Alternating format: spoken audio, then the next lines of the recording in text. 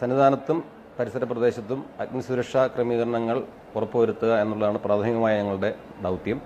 തീപിടുത്തം മാത്രമല്ല, മറ്റു തരത്തിലുള്ള ഞാൻ നേരത്തെ പറഞ്ഞതിൽ നിന്ന് വ്യത്യസ്തമായിട്ട് ഈ ആളുകൾ കുഴഞ്ഞു വീഴുക, അല്ലാതെയുള്ള ചെറിയ ചെറിയ ഏത് പ്രശ്നങ്ങളും നമ്മുടെ സുരക്ഷയ്ക്ക് ഭീഷണിയാകുന്ന ഏത് പ്രശ്നങ്ങളിലും ഇടപെട്ട് അവിടെ സൊല്യൂഷൻ ഉണ്ടാക്കുക എന്നുള്ള ഒരു കർത്തവ്യം കൂടി നമ്മൾ നിർവഹിച്ചു വരികയാണ്.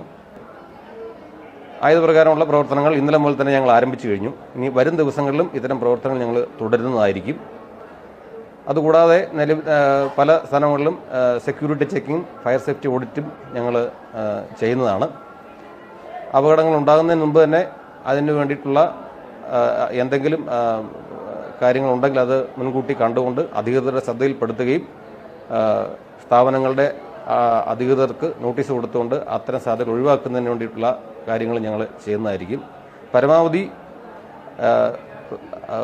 യാതൊരുവിധ പ്രശ്നങ്ങളുമില്ലാതെ നമ്മുടെ സീസൺ ശബരിമല മണ്ഡല മകരവിളക്ക് തീർത്ഥാടന കാലം ഭംഗിയായി പോകുന്നതിന് ആവശ്യമായ എല്ലാ കാര്യങ്ങളിലും ഫയർ സർവീസിൻ്റെ ആത്മാർത്ഥമായ സഹകരണം ഉണ്ടായിരിക്കുന്നു.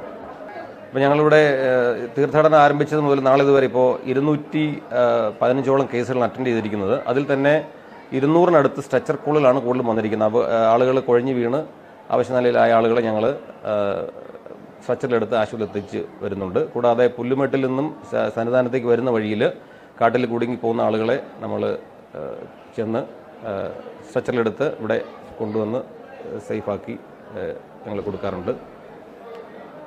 പിന്നെ ഇവിടെ 9 പോയിന്റുകളാണ് ഞങ്ങൾ ആളുകളെ വിന്യസിച്ചിരിക്കുന്നത്. മരക്കൂട്ടം മുതൽ പാണ്ടിത്താളം വരെയുള്ള സ്ഥലങ്ങളിൽ 9 പോയിന്റുകളിൽ ഞങ്ങളുടെ ജീവനക്കാരെ ഞങ്ങൾ വിന്യസിച്ചിരിക്കുകയാണ്.